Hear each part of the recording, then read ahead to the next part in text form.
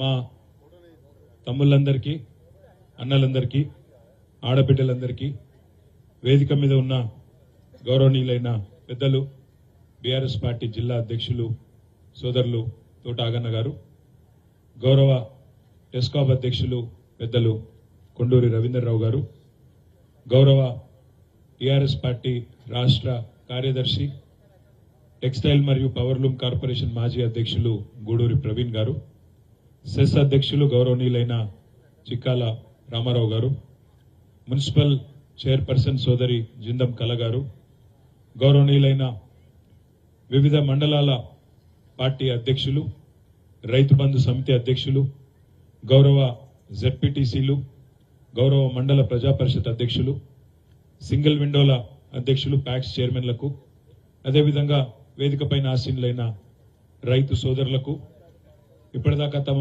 పాటతో మాటతో మిమ్మల్ని అందరినీ కూడా ఉర్రూతలోగించిన మా సోదరులు దరు ఎల్లన్న గారు, మాట్ల తిరుపతి గారు, పులి శ్రీకాంత్ గారు, అదేవిధంగా ఇతర కళాకారులైన సోదరులకు, వేదిక మీద ఉన్న విద్యార్థి నాయకులకు, పాత్రికేయ మిత్రులకు, పేరు పేరున ఈ రైతు దీక్షను విజయవంతం చేసిన మా అన్నదమ్ములకు, ఆడబిడ్డలందరికీ మళ్ళొక్కసారి హృదయపూర్వకంగా నమస్కారాలు.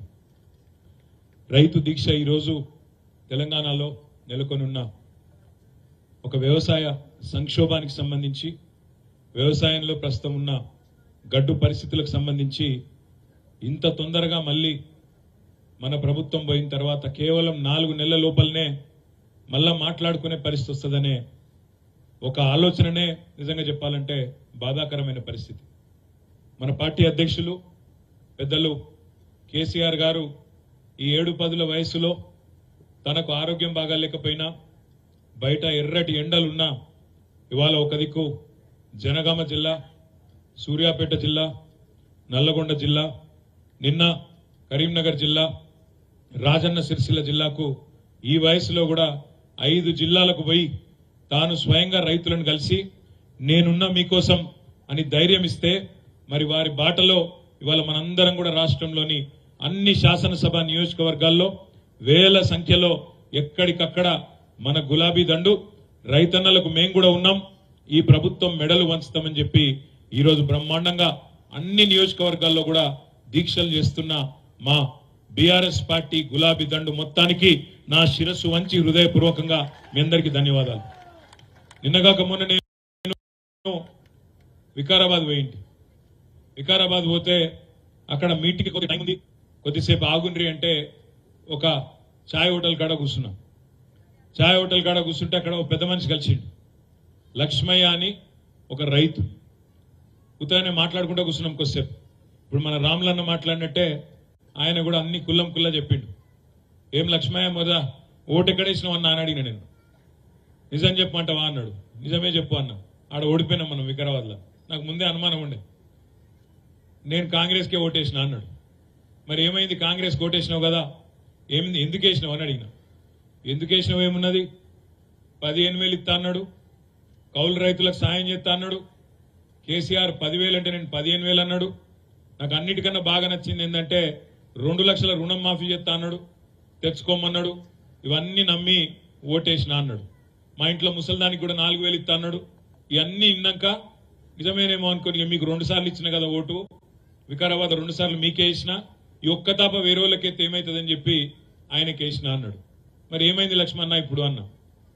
ఏమైంది ఏమున్నది, మొన్న దరఖాస్తు పెట్టమన్నారు, పెట్టినాక దరఖాస్తు పెట్టినాక ఇక ఇగస్తుంది అని ఎదురు చూసినా, ఇక వారం 10 రోజులు నెల రోజులు చూసినాక ఇక ఆఖరికి ఉండబట్టలేకపోయి మన ఎంపీడీఓ ఆఫీస్కి పోయినా.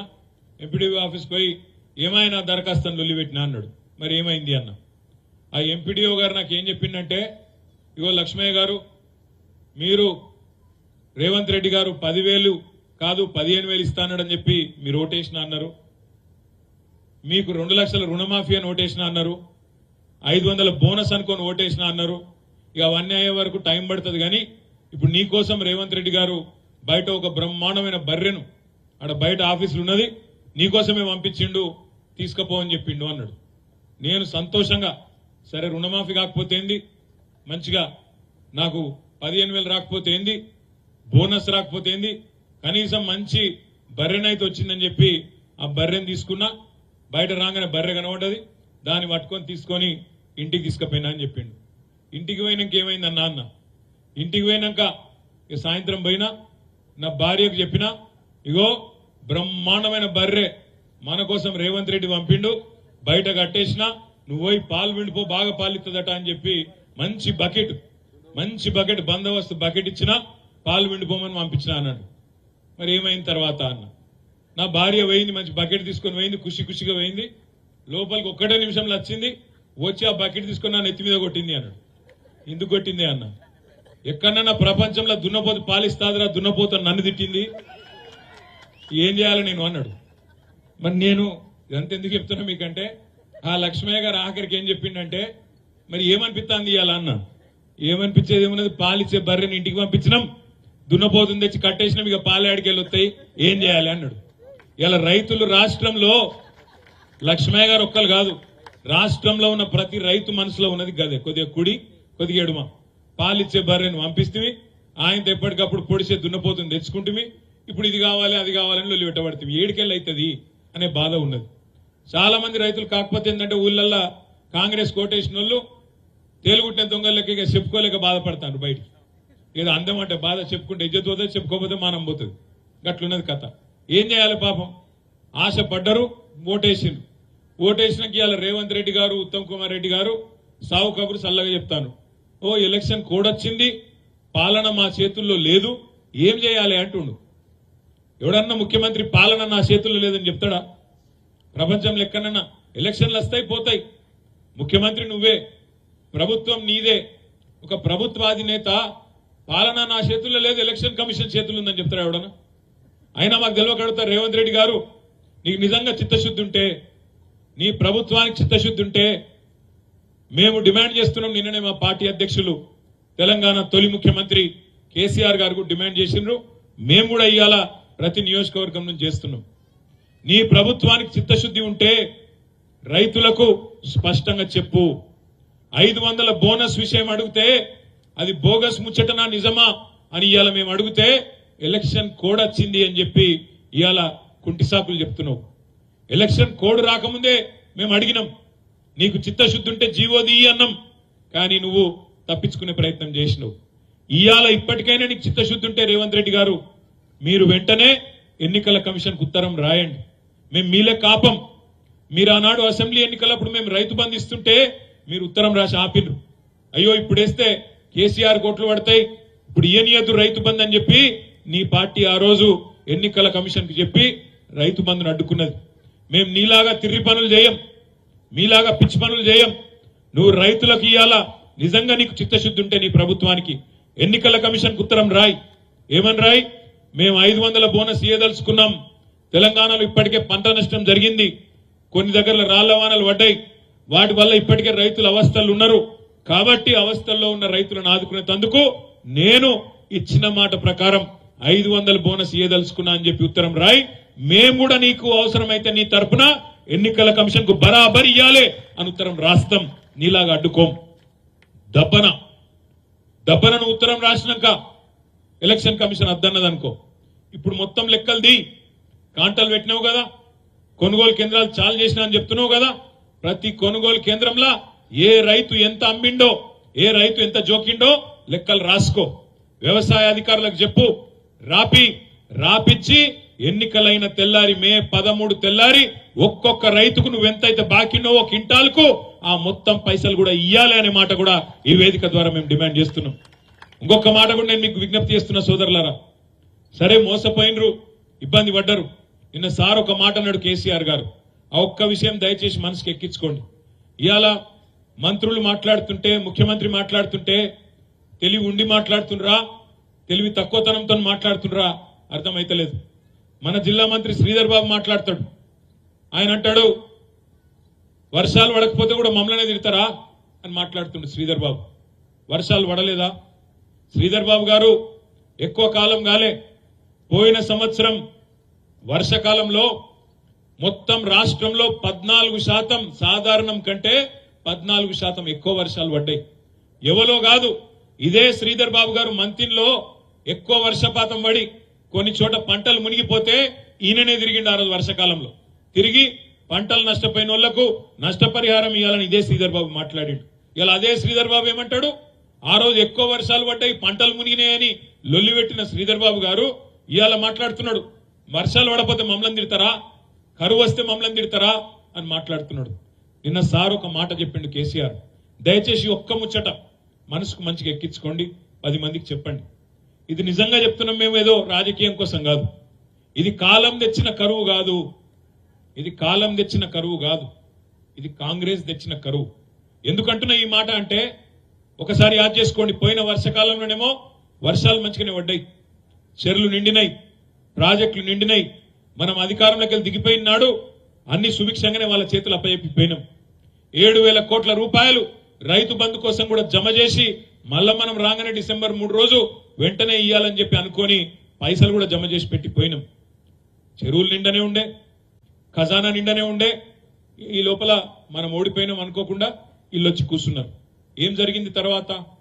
ఏం జరిగింది అంటే మనం మొత్తం గోదావరి బేసిన్లు ఉంటాం. మన ప్రాంతం, మన సిరిసిల్ల గాని కరీంనగర్ గాని మొత్తం గోదావరి బేసిన్లు ఉంటుంది. మీ అందరికి మొన్న చెప్పిన మళ్ళీ చెప్తున్నా, మన రాష్ట్రం ఎట్లుంటదంటే భౌగోళికంగా చూస్తే ఇట్లా గుడిసె లెక్క ఉంటుంది. మన రాష్ట్రము ఇట్లా గుడిసె లెక్క ఉంటుంది. ఈ గుడిసె దిక్కు ఒక కిందికేమో ఒక బందుకు కిందికెళ్లి గోదావరి వారుతుంది, ఇంకో బందుకు కిందికెళ్లి కృష్ణానది వారుతుంది, మధ్యలో ఇట్లా మొత్తం తెలంగాణ భౌగోళికంగా ఉంటుంది. అయితే ఒక బందుకెళ్ళి ఏదైతే గోదావరి వారుతుందో 80 మీటర్లు 90 మీటర్ల కాడికి గోదావరి వారుతుంది. ఇటు కృష్ణనేమో 100, 110, 120 మీటర్ల మీద, అంటే మీద అంటే సముద్ర మట్టానికి మీద. ఎందుకంటే నీళ్ళన్నీ చుక్క చుక్క ఏమైతే మీకు తెలుసు, వర్షం పడుతుంది, చెరువులు నిండుతాయి, చెరువులు వాగులకు వెళ్ళి మళ్ళా నదులకు వెళ్ళి కిందికి సముద్రంలో పోతాయి. సముద్ర మట్టం మీదకెళ్ళి చూస్తారు, అందుకే ఎవరు ఎక్కడున్నారు అనేది.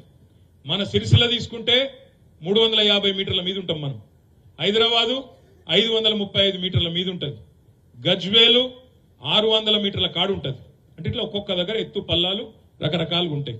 అందుకే ఇవాళ మాచారెడ్ల వాన పడితే ఆడ పలంచ మరి ఇక్కడ వాగు వంగితే పలంచ వాగు వంగితే ఆ నీళ్లు మానేర్లకు వస్తాయి, మానేర్లకి వెళ్ళి కిందికి వస్తాయి. అటు కుడెల్లి వంగినా దుబ్బాక దిక్కు ఆడికెళ్ళి కూడా నీళ్లు మానేర్లకే వస్తాయి, మీకు ఎరికే, ఎందుకంటే కిందికి వస్తాయి నీళ్లు. అట్లా మళ్ళీ ఈ మానేరు పోయి కింద 100-160 కిలోమీటర్లు వారి కింద పోయి గోదావరిలో అక్కడ అన్నారం కాడ మన మంతెని నియోజకవర్గంలో గోదావరిలో కలుస్తుంది. ఆ గోదావరిలో కలిసినాక కిందికి మళ్ళీ పోయి అక్కడ ఆంధ్రలో పోయి సముద్రం కాడ కలుస్తుంది. ఇదంతా ఎందుకు చెప్తున్నా అంటే కేసీఆర్ గారు ముఖ్యమంత్రి అయినాక మన భౌగోళిక పరిస్థితి తెలుసు కాబట్టి ఇప్పుడు మన సిరిసిల్లకు నీళ్లు రావాలి, ఎక్కడనో ఇడిచిపెట్టురుగా మన ఏంలాడకు, మన సిరిసిల్లకు, మన ఇల్లంతకుంటకు, మన కాడికి నీళ్లు రావాలి. ఎట్లా రావాలి మరి? మనం 350 మీటర్ల మీద ఉన్నాం, గోదావరి ఏమో 80 మీటర్ల కాడ 90 మీటర్ల కాడ కింద 100-150 కిలోమీటర్ల కింద ఉన్నది. ఎట్లా చేయాలి మరి? ఎట్లా చేయాలంటే ఆడ మొదలు అడ్డుకట్ట కట్టి ఒక ఆనకట్ట కట్టి బరాజ్ కట్టి నది మీద ఆడికెళ్లి నీళ్లు పంపుల ద్వారా ఎక్కియాలి, పైకి తీసుకురావాలి. అందుకే కాళేశ్వరం అనే ప్రాజెక్టు మేడిగడ్డ దగ్గర ఒక బ్యారేజీ, అన్నారం దగ్గర ఇంకో బ్యారేజీ, సుందిళ్ల దగ్గర ఇంకో బ్యారేజీ, పైన ఎల్లంపల్లి బ్యారేజీ. ఆడికెళ్లి నీళ్లు పైకి కిందికెళ్లి మీదికి పంపులు పెట్టి బాహుబలి మోటార్లు, చిన్న చిట్కా కాదు, 1 HP 2 HP మోటార్లు కాదు, ఒక్కొక్క మోటారు 139 మెగావాట్లు భయంకరమైన కెపాసిటీ ఉండే మరి పంపులు, గంత పెద్ద పెద్ద పంపులు పెట్టి ఆ పంపులు పెట్టి నీళ్లు, గోదావరి నీళ్లు ఎండాకాలంలో కూడా ఈ రోజు కూడా నేను చెప్పే మాట, ఇవాళ ఇక్కడనేమో మనం గొంతెండి తెస్తున్నాం, పంటలెండి తెస్తున్నాం, కానీ ఇవాళ మేడిగడ్డ కాడికి పోతే మీరు ఇవాళ ఈ రోజు ఈ నిమిషానికి కూడా 2000 క్యూసెక్ల నీళ్లు కిందికి గోదావరి నీళ్లు పోతూనే ఉన్నాయి. అంటే అట్లాంటి పాయింట్ అది. ఆ పాయింట్ బట్టి ఆ పాయింట్కి వెళ్ళి నీళ్లు ఎత్తిపోసి ఒక్కొక్క స్టెప్ ఎక్కించుకుంటా అన్నారం, సుందిల్ల, ఎల్లంపల్లి మీదికెళ్ళి ఎక్కించుకుంటా మిడ్మానేరు దాకా తీసుకొస్తే మన తంగళ్లపల్లి వాగు కిందికి నీళ్లు కనబడ్డాయంటే మొత్తం ఈ ప్రాంతం సముద్రం లెక్క కనబడ్డదంటే ఓ గది కాళేశ్వరం. మిడ్మానేరుకి వచ్చినాక ఈడికెళ్ళి ఆగలే నీళ్లు, ఈడికెళ్ళి ఇటు ఎడమ బందుకు మల్కపేట రిజర్వాయర్కు నీళ్లు, కుడి బందుకు అటు ఇల్లంతకుంటల అన్నపూర్ణకెళ్ళి మళ్ళా కిందికి అటు రంగనాయక సాగర్ సిద్దిపేట్ల, ఆడికెళ్ళి దుబ్బాక దిక్కు మల్లన్న సాగరు గజ్వేల్ మొకాన కొండపోచమ్మ సాగరు, అటు కిందికి పోతే ఆలేరులో భువనగిరిలో గంధమల్ల బస్వాపూర్ రిజర్వాయర్. ఒక్కసారి ఈ నీళ్లు ఇక్కడికి వచ్చినాయంటే, ఈ నీళ్లు ఇక్కడికి మిడ్మానేరుకి వచ్చినాయంటే ఎటు పడితే అటు వాడుకునేటట్టు మనం బ్రహ్మాండంగా సిస్టమ్ తయారు చేసినాం. ఇలా ఎందుకంటున్న కాంగ్రెస్ తెచ్చిన కరువు అంటే 300 పిల్లర్లు ఉండే కాళేశ్వరం ప్రాజెక్టులో 2 పిల్లర్ల సమస్య వచ్చింది. అది కూడా ఎట్లా వచ్చింది? నిన్నగాక మొన్న మీరు చూసింటారు, బీహార్ లో ఒక బ్రిడ్జ్ కడుతుంటే కింద ఇసుక కదిలి బ్రిడ్జ్ కూలిపోయింది, మొత్తం బ్రిడ్జ్ వేయింది. మోడీ గారి రాష్ట్రం గుజరాత్ లో మార్బీ అనే దగ్గర ఒక బ్రిడ్జ్ కూలిపోతే 190 మంది చచ్చిపోయింది. బ్రిడ్జ్ మొత్తం కూలిపోయింది, దాని మీద మంది ఉండే కూలిపోయింది, 190 మంది చచ్చిపోయింది. మన దగ్గర ఎవరు చచ్చిపోలే. ఆనాడు 2 పిల్లర్లలో 300 పిల్లర్లు, మొత్తం బ్యారాజీలన్నీ కలిపితే 300 పిల్లర్లు. ఆ 300 పిల్లర్లలో 2 పిల్లర్ల కాడ కొంత ఇసుక కింద కదిలి అది మొత్తం పోలే, కొట్టుకపోలే, ఏం కాలే, వంగిన ఇట్లా కుంగిని. దాన్ని పట్టుకొని ఈ కాంగ్రెస్ వాళ్ళు ఈ 3-4 నెలల్లో ఎట్లన్నా కేసీఆర్ ను బదనాం చేయాలి, మేడిగడ్డ కాడ సమస్య వచ్చిందని చెప్పి గోదావరి నీళ్లు పైకి తీసుకురావద్దు, తీసుకొస్తే మళ్ళా కాళేశ్వరం నడుస్తుందనే విషయం ప్రజలకు తెలుస్తుంది, కేసీఆర్ కు పేరు వస్తుంది, కేసీఆర్ ను తిట్టాలి, బదనాం చేయాలి, పంటలు ఎండాలి, పంటలు ఎండితే రైతులు కూడా కడుపు మండి కేసీఆర్ నే తిట్టాలి, మళ్ళా పంటలు ఎండితే మనం కూడా కొనే అవసరం లేదు, బోనస్ ఇచ్చే అవసరం లేదు, రైతులు చచ్చినా మాకు పర్వాలేదు కానీ రాజకీయమే ముఖ్యమని చెప్పి ఇవాళ కాంగ్రెస్ ఓడు కక్షగట్టి కాళేశ్వరం కొట్టుకపోయింది అని చెప్పి దిక్కుమాలిన ప్రచారం చేశారు. యూట్యూబ్లల్లా, వాట్సాప్లల్లా కొంతమంది చదువు రానోడు, చదువుకున్నోడు, 5వ తరగతి 4వ తరగతి ఫెయిల్ అయినోడు కూడా ఇలా ఓడబడితే వాడే చెప్తాను యూట్యూబ్లలో. ఏమని? కొట్టుకపోయింది కాళేశ్వరం, కేసీఆర్ మొత్తం తినేసిండు, 1,00,000 కోట్లు దొబ్బిండు అని. ఇక్కడ వీడోర్రా కుక్కోలే, అక్కడ వాడోర్రా యూట్యూబ్లో చూసి మనమేమనుకున్నాం, చూసిన వాళ్ళందరూ కూడా అవో ఏమో జరిగింది ఇలా, అందుకే మన వాళ్ళు మాట్లాడతలేరు. మనం ఏంటంటే నిజం నిలకడమే తెలుస్తుంది, తొందరద్దు అనుకున్నాం. మరి కొట్టుకపోయింది అన్న కాళేశ్వరంలో మొన్న కేసీఆర్ గారు కాలు బయటికి పెట్టంగానే గాయత్రి పంప్ హౌస్ ఎట్లా చాలైంది, నంది పంప్ హౌస్ ఎట్లా చాలైంది, మన సొప్పదండికి నీళ్లు ఉరుక్కుంటే ఎట్లొచ్చినాయి ఆలోచించమని చెప్పి నేను కోరుతున్నా. ఈ లంగలు దొంగలు యూట్యూబ్ లో మాట్లాడే చిల్లరగాళ్ళు వీళ్ళ మాటలు కాదు మనం నమ్మవలసింది, కళ్ళెదురుగా కనబడుతున్న వాస్తవాలు చూడాలి, వాస్తవాలు నమ్మాలి, వాస్తవాలు ఆలోచన చేయాలి. ఇలా చొప్పదండి ఎమ్మెల్యే, మాజీ ఎమ్మెల్యే రవిశంకర్ నిన్నగాక మొన్న కొట్లాడితే ఆయన తీసుకుపోయి జైల్లో పెట్టారు, అరెస్ట్ చేశారు. కానీ నీళ్లు మాత్రం సాయంత్రం వరకు ఇచ్చారు. ఇక్కడ మన హరీష్ రావు గారు, మీరు నీళ్లు ఇడుస్తారా మల్లన్న సాగర్లా, లేకపోతే సాయంత్రం పోయి మేము గేట్లు ఎత్తాలనా అంటే సాయంత్రం వరకే డబ్బుకుని పోయి మల్లన్న సాగర్ గేట్లు ఎత్తిండ్రు, నీళ్లు ఇడిసిండ్రు. అంటే దీని మతలబ్ ఏంది? నీళ్లుండి పంపులు నడిపే అవకాశం ఉండి కావాలని ఎండబెట్టినోడు ఎవడు? ఈ కాంగ్రెస్ వాడు కాదా? కాళేశ్వరం మీద బదనాం పెట్టాలే, కాళేశ్వరం నాశనం అయిందని చెప్పి కేసీఆర్ ను బదనాం చేసి ఆగం చేయాలని కేసీఆర్ మీద కోపంతోని లక్షల మంది రైతుల పొట్టగొట్టింది ఈ దిక్కుమాలిన కాంగ్రెస్ కాదా? మరి ఇది కాలం తెచ్చిన కరువా, కాంగ్రెస్ తెచ్చిన కరువా? ఆలోచించుండ్రి. ఇది బరాబర్ నేను చెప్తున్నా. ఇవాళ కాళేశ్వరం గనక వీళ్ళు చక్కగా నడిపి డిసెంబర్ 3 నాడే ఒకవేళ బాధ్యత తీసుకొని ఆ 2 పిల్లర్లను కూడా ఒక 2 నెలలు అవసరమైతే మొత్తం వ్యవస్థనంతా అక్కడనే పెట్టి ఆడికెళ్లే ముఖ్యమంత్రి కూడా పనిచేసి ఒక 2 నెలలు కింద కష్టపడితే ఇవాళ బ్రహ్మాండంగా ఒక 48-50 టీఎంసీల నీళ్లు ఒక్క ఎకరం పంట ఎండకుండా చూసుకునే ఆ సౌలత్ ఉంటుండే. కానీ ఆ ఆలోచన వీళ్ళకి లేదు, ఆ ఆలోచన లేదు. మీదికెళ్ళి ఎజెండా కూడా ఇది కానే కాదు. వాళ్ళ ఉద్దేశం కేసీఆర్ బదనం కావాలి, బీఆర్ఎస్ ఖతం కావాలి, రాజకీయంగా వీని గుంజాలి వాని గుంజాలి, ఏదో ఒకటి చేసి ఆగం చేసి రాజకీయంగా మనుగడ సాధించాలి. ఈ ఒక్క ఆలోచన తప్ప ఇంకోటి లేదు. సరే, రాజకీయం ఉంటది. ఇప్పుడే మా చెల్లెలు మాట్లాడింది, ఒకరు గెలవచ్చు ఒకరు ఓడచ్చు. మనిషి జీవితమే శాశ్వతం కాదు, అందరం చేస్తాం ఏదో ఒక రోజు. కానీ దానికోసం ఎంతో పెద్ద ఇక మొత్తం మిగతాన్ని ఎక్కువ పెట్టాలి. కానీ మనం రాజకీయంగానే రోజు అవతలోని తిట్టాలి, నోటికొచ్చిన మాటలు మాట్లాడాలన్నట్టు చిల్లర వ్యవహారం చేయాల్సిన అవసరం లేదు. కానీ ఇవాళ ఈ ప్రభుత్వం ఏం చేస్తున్నది? 100-110 రోజుల నుంచి మనం కూడా సార్ చెప్తే ఓపిక పట్టినాం. వీళ్ళు లంగలని తెలుసు, అరిచేతుల వైకుంఠం చూపెట్టి గెలిచిందని తెలుసు, 420 అడ్డమైన హామీలు ఇచ్చి ప్రజలను బురిడి కొట్టించి ఆగం చేసి గెలిచిందని తెలుసు. తులం బంగారం అన్నారు. నేను కేసీఆర్ గారు అడిగాను, మరి లక్షల పెళ్లిలేని నిన్ను 4వ తారీఖు 3వ తారీఖు నేనే తిరిగిన ఒక 10-15 పెళ్లిలకు. మరి ఎక్కడైనా తులం బంగారం ఇచ్చిండా? ఎసొంటి హామీలు ఇచ్చిండ్రు. బంగారం ఫ్రీ, బర్రె ఫ్రీ, నువ్వు ఏది అడుగుతుంది ఫ్రీ, స్కూటీ ఫ్రీ, ఏది అడుగుతుంది ఫ్రీ అన్ని చెప్పి ఇలా రైతులకు ఏం చెప్పిండ్రు? 2 లక్షల రుణమాఫీ అన్నాడు. అది కూడా మనం డేట్ అడగలే. డిసెంబర్ 9 నేనే చేస్తా, సంతకం పెడతా అన్నాడు. డిసెంబర్ 9 సోనియా గాంధీ బర్త్డే, ప్రమాణ స్వీకారం అదే రోజు పెట్టుకున్నాడు. కానీ మళ్ళీ ఏడికెళ్ళి ఏం ఫోన్ వచ్చిందో తెలియదు. డిసెంబర్ 9 కాదు, 2 రోజుల ముందే చేసిండు ప్రమాణ స్వీకారం. ఎందుకంటే కుర్చీ ఎవడని ఎత్తుకపోతాడేమో అని భయం. 2 రోజుల ముందు ప్రమాణ స్వీకారం చేసిండు. కానీ 2 లక్షల రుణం మాత్రం ఎగ్గొట్టిండు. అప్పటి నుంచి ఇప్పటిదాకా దాని ఊసు కూడా లేదు. మరి మొన్న విలేకరులు అడిగినారు పాపం, రేవంత్ రెడ్డి గారు డిసెంబర్ 9 రుణమాఫీ అన్నావు కదా ఏమాయే అని అడిగితే, మీరు సీరియస్ గా తీసుకోవద్దమ్మా ఈ ముచ్చట్లన్నీ, సీరియస్ గా తీసుకోవద్దట. రైతులు పిచ్చోళ్ళకి కనబడతాను ముఖ్యమంత్రికి, సీరియస్ గా తీసుకోవద్దట. రుణమాఫీ చేయలేదు, ఇలా బ్యాంకులో ఏమో నోటీసులు పంపుతాను, రైతులు కడతావా సస్తవా, కడతావా సస్తవా అని చెప్పి మెడ మీద కత్తి పెట్టినట్టు బ్యాంకులు ఒక దిక్కు, ముఖ్యమంత్రి ఏమో సీరియస్ గా తీసుకోవద్ది ముచ్చట అంటాడు. మరి ఏం చేద్దాం మనం? ఇట్లనే దద్దమ్మలాగా, చేతగానోళ్ళలాగా, సేవగానోళ్ళ లెక్క అయ్యో ఎలక్షన్ ఓడిపోయినాం కదా అని బీరిపోయి ఎవరి ఇంట్లో వాళ్ళు దుప్పటి కప్పుకొని పండుకుందామా, లేక రైతుల తరపున కొట్లాడదామా?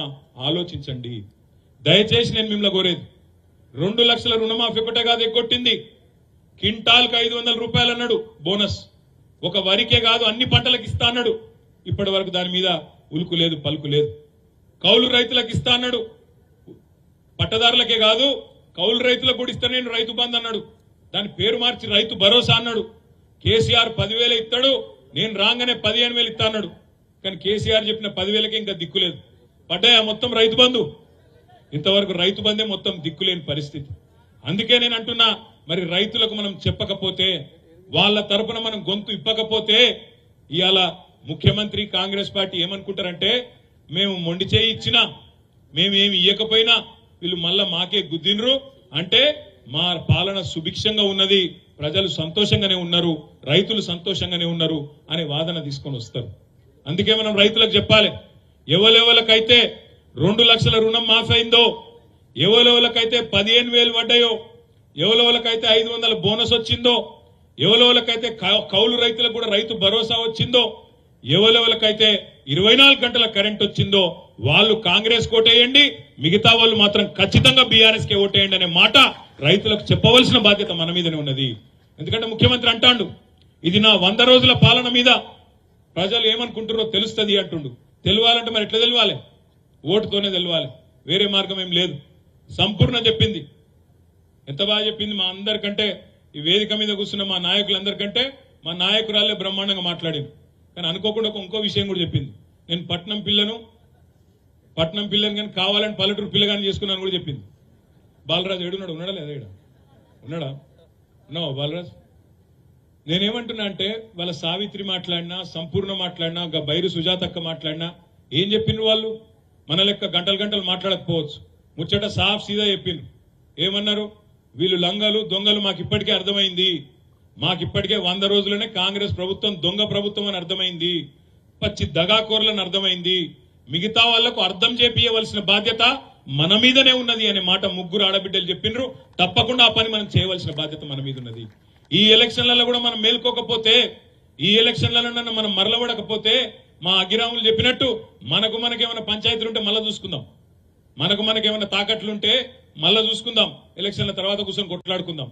కానీ అలుగుడు గులుగుడు, నాకు ఇది కాలే, నాకు అది కాలే, నేను ఇది అనుకున్నా, గది అనుకున్నా, గది కాకపోయా, గిది కాకపోయా అనే మాటలు ఇప్పుడు బంద్ చేసి పార్టీని, రాష్ట్రాన్ని, రాష్ట్రంలో ఉన్న రైతాంగాన్ని కాపాడుకోవాల్సిన బాధ్యత మన మీదనే ఉన్నది. ఒక గోదావరిలో మాత్రమే తేలే కరువులు, సన్నాసులు, కృష్ణానదిలో కూడా వీలు చేయబట్టే వచ్చింది. ఆ ప్రాంతంలో కూడా మన కేసీఆర్ గారు వంగనే సాగర్ల నీళ్లున్నాయి. ఇవాళ కృష్ణానదిలో, నాగార్జున సాగర్ల నీళ్లున్నాయి. నీళ్లుండి కూడా పంటలు ఎండుతుంటే నీళ్ళు ఇయ్యలే. అందుకే నేను అంటున్నా, ఇది కాలం తెచ్చిన కరువు కాదు, కాంగ్రెస్ తెచ్చిన కరువు. మనం ఇట్లే ఊకుంటే, మనం సప్పుడు చేయకుండా అయ్యో ఓడిపోయాను కదా అని చెప్పి ఇంట్లో వండుకుంటే ఇది ఇంకా పెరుగుతుంది వీళ్ళ జులుం. ఏమైతుంది? రేపు మంచిళ్ళు రావు. కేసీఆర్ గారు మిషన్ భగీరథ తెచ్చిండు, ఇంటింటికి ఆడబిడ్డలకు నీళ్లు బ్రహ్మాండంగా ఇచ్చిండు. వీళ్ళకి ఆ తెలివి కూడా లేదు, దాన్ని నడుపుకునే తెలివి కూడా లేదు. కరీంనగర్ పోయినాం నిన్న, కరీంనగర్లో చెప్తున్నాడు ఆ కార్పొరేటర్లు, అన్న మాకు రోజు నీళ్ళు వస్తుండే, ఇలా రోజు తప్పించి రోజు నీళ్ళు వస్తున్నాయి, ఎందుకంటే ఎల్ఎండీలో నీళ్లు లేవు, ఖతమైపోయినాయి ఏం చెప్తున్నా. ఈ పరిస్థితి కరీంనగర్ లాంటి పట్టణంలోనే కాదు, ఇవాళ మారుమూల పల్లెల్లో కూడా రేపో మాపో రాబోతా ఉన్నది. ఎందుకు? కేవలం వీళ్ళు నీళ్లు ఉండి కూడా పైకి ఇచ్చే తెలివి లేక మొత్తం. ఇంతకుముందు అన్న ఎవరు చెప్పారో నాకు యాదికి లేదు, రాములే చెప్పినట్టున్నాడు. అన్నం వండినం మనం మొత్తం, వీళ్ళకి వడ్డించే తెలివి కూడా లేదు. అన్నం వండి పెట్టినాం, కాళేశ్వరం తయారు చేసి పెట్టినాం, మిషన్ భగీరథ నిర్మాణం చేసి పెట్టినాం. దాన్ని వాడుకునే తెలివి కూడా ఈ సన్నాసులకు లేదు. దాన్ని ఖరాబ్ చేస్తాను, వాడుకోకపోగా ఖరాబ్ చేసే పరిస్థితి తెచ్చిండ్రు. అందుకే మిమ్మల్ని నేను కోరేది, మనందరం కూడా రేపటి నుంచి గమ్మునుంటే నడవదు. రేపటి నుంచి మనం కూడా బయలుదేరదాం. బయలుదేరి ఎక్కడెక్కడైతే కొనుగోలు కేంద్రాలు ఉంటాయో ప్రతి కొనుగోలు కేంద్రం కాడికి మనమే పోదాం. సిగ్గుపడేదేం లేదు. గులాబీ కండువా కప్పుకొనే పోదాం, బరాబర్ పోదాం. గులాబీ కండువా కప్పుకొనే ప్రధాన ప్రతిపక్షంగా పోదాం. రైతుల దగ్గరికి పోదాం, అక్కడుండే అధికారుల దగ్గర పోదాం. ఏమైంది నీ 500 క్వింటాల్ 500 రూపాయల బోనస్? అది బోగస్ ముచ్చట్నా నిజం ముచ్చట్నా చెప్పు అని చెప్పి ఏ కొనుగోలు కేంద్రం కాడ అక్కడ రైతులను కూడగట్టుకొని వాళ్ళ తరపున ప్రభుత్వాన్ని అడుగుదాం. ఎలక్షన్ కోడ్ ఎట్లిస్తారా అంటాడు ఎవడో ఒకడు. చెప్పాలి ఎలక్షన్ కోడ్ అయితే లెక్క రాసుకో. మా ఆవునూరులు ఎంత జోకిండ్రు, నామాపూర్లు ఎంత జోకిండ్రు, గూడెంలు ఎంత జోకిండ్రు, ఒగులాపురంలు ఎంత జోకిండ్రు, బద్దెనపల్లిలు ఎంత జోకిండ్రు, మొత్తం రాయి లెక్క. ఏ రైతుకు ఎంత బాకీ ఉన్నాడో రేవంత్ రెడ్డి చెప్పి ఇక్కడ ఫ్లెక్సీ కట్టిపో, లేకపోతే ఊకోమని చెప్పి నిలదీయవలసిన బాధ్యత కూడా మనకే ఉన్నది. మనం అడగలే వాళ్ళని, ఇవన్నీ వాళ్ళే చెప్పిండ్రు. 420 హామీలు మా అక్క చెప్పినట్టు ఇంతకు ముందు సావిత్రక్కనో ఎవరో చెప్పిండ్రు. ఏమన్నది? ఆగవాను. ఓకే, ఈ 420 హామీలు ఏవైతే ఇచ్చిండో ఆ బుక్ తమ్ముడు చూపెడతా ఉన్నాడు. నేను మీ అందరినీ కూడా కోరుతా ఉన్నా, ఒక్కొక్క హామీని ప్రజల దగ్గర మళ్ళొక్కసారి యాద్ చేసి ఎండగట్టవలసిన బాధ్యత మన మీదనే ఉన్నది. తప్పకుండా ప్రజలకు మళ్ళొక్కసారి జాగరూకులను చేయవలసిన బాధ్యత కూడా మన మీదనే ఉన్నది. ఇవాళ రైతు దీక్ష కూడా కేసీఆర్ గారు స్వయంగా చెప్పారు, మనం కడుపులు మార్చుకొని దీక్ష చేయాల్సిన అవసరం లేదు. సన్నాసి కాంగ్రెస్ కోసం మంచిగా టిఫిన్ తిని రాండ్రి, తర్వాత దీక్ష చేయండి, అటెనక భోజనం చేసే పోనీ అని చెప్పి మీ అందరికి కూడా భోజనం ఉంది కాబట్టి తొందర పడకుండా ఆగమాగం కాకుండా భోజనం చేసే పోదాం అందరం. మీ అందరినీ నేను ప్రార్థించేది ఒకటే, ఎన్నికల కోసం ఓట్ల కోసం మాట్లాడడం లేదు. ఇంకా 5 ఏళ్లు కొట్లాడే ఓపిక, 5 ఏళ్లు మంచిగా ఎదురు చూసే ఓపిక, మళ్ళీ ఎలక్షన్ల దాకా చూసే ఓపిక మనకుంది. ముఖ్యమంత్రి గారు పాపం ఆగమాగం అవుతాడు. ఆయన ప్రభుత్వాన్ని ఏదో మనం కూలగొడతామని చెప్పి కింద మీద పడతాడు. పాపం గొంతు దించుకుంటున్నాడు. ఏమంటున్నాడు? నా కొడకల్లారా ఎవడు కూలగొడతాడు నా ప్రభుత్వాన్ని? జేబుల కత్తెర పెట్టుకొని తిరుగుతున్నా, మీ పేగులు కట్ చేసి మెడలేసుకుంటా అంటుండు, మానవ బాంబైతా అంటుండు ముఖ్యమంత్రి. ఇంకో మాటలు మాట్లాడుతున్నాడు, చూస్తున్నారు మీరు. నాకు తెలియకడితే ఇప్పుడే మా తమ్ముడు ఎల్లం అడిగిండు దరువెల్లన్న, జేబుల కత్తెర పెట్టుకొని ఎవడు తిరుగుతాడన్నా? పచ్చి జేబు దొంగలు తిరుగుతారు, జేబు దొంగలు లంగలు తిరుగుతారు. జేబుల కత్తెర పెట్టుకొని తిరుగుతారు ఎవడన్నా? కొద్దిగా అడ్యూట్ అయిందనుకో కత్తెర ఏమైతే డేంజర్ కాదు జేబుల. చెప్పాలి రేవంత్ రెడ్డికి జర భద్రం నాయన అని. జేబుల కత్తెర పెట్టుకొని తిరుగుతాడు ఎవడన్నా ముఖ్యమంత్రి? నాకు తెలియకడుగుతా, ఏమన్నా జ్ఞానం ఉందా?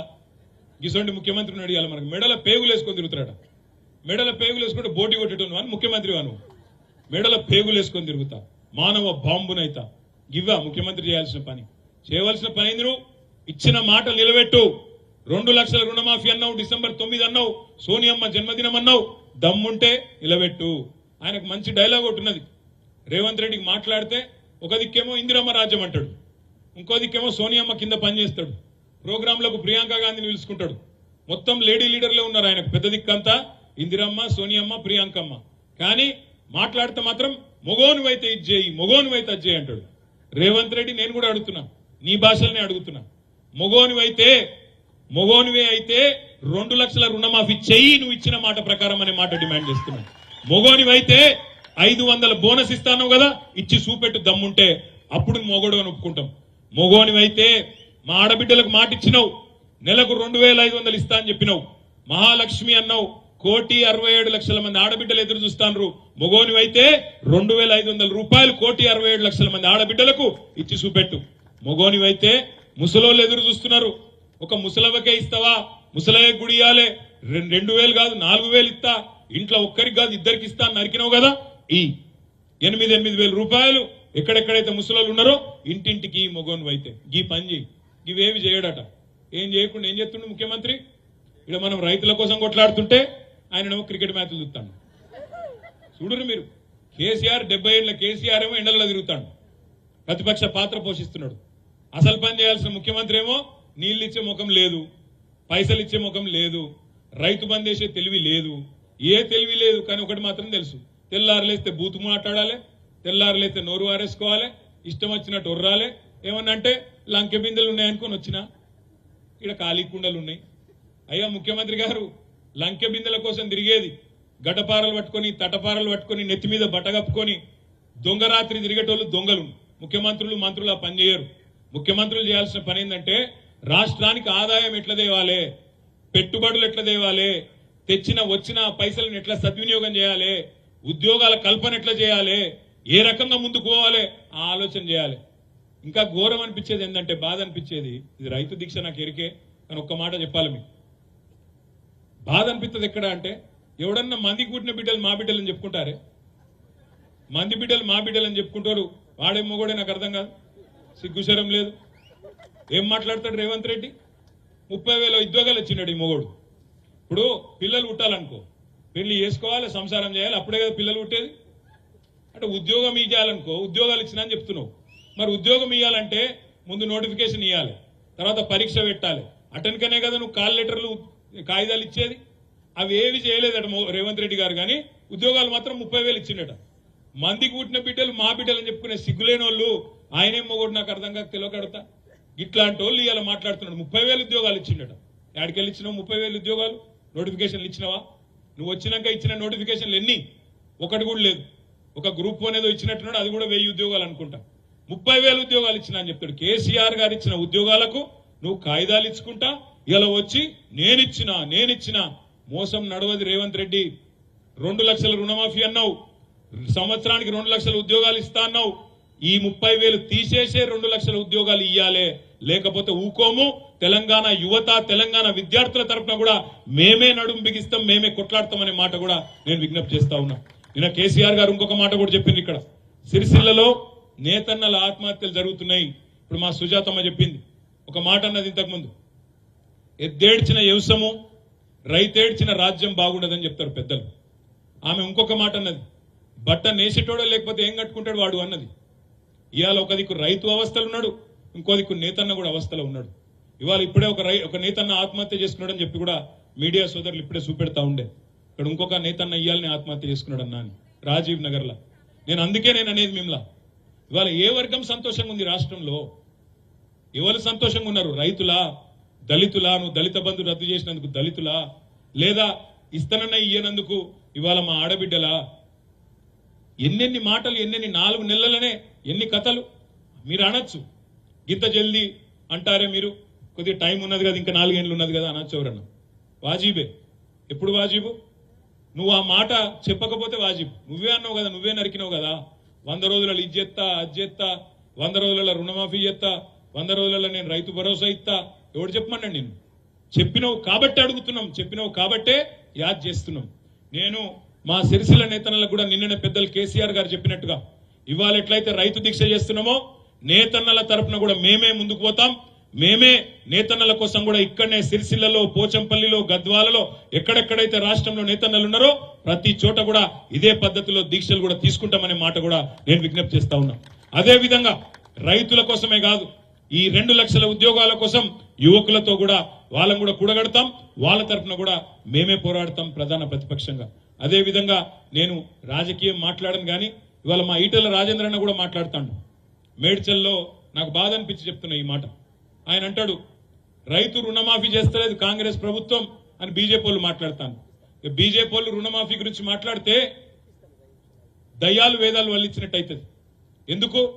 ఇదే మోడీ గారు కదా, ఇదే బీజేపీ ప్రభుత్వం కదా. రైతులకు వ్యతిరేకంగా నల్ల చట్టాలు తెచ్చింది ఎవరు? ఈ బీజేపీ ప్రభుత్వం కాదా? రైతులను జీవులతో తొక్కి చంపిందే వాళ్ళు వీళ్ళు కాదా? ఈ బీజేపీ వాళ్ళే కదా. రైతు రుణమాఫీ చేస్తే అది అనుచితం, కానీ పెద్ద పెద్ద సెట్లకు 14.5 లక్షల కోట్లు రుణమాఫీ చేస్తే అది కరెక్టే, అది వాజిబే అని చెప్పింది ఈ బీజేపీ వాళ్ళు కాదా? అదానీల కోసం, అంబానీల కోసం, పెద్ద పెద్ద బడా బాబుల కోసం, కార్పొరేట్ సెట్ల కోసం 14.5 లక్షల కోట్లు మాఫీ చేసిన బీజేపీ వాళ్ళు రైతుల గురించి మాట్లాడితే దయ్యాలు వేదాలు వల్లించినట్టు కాదా? ఆలోచించండి.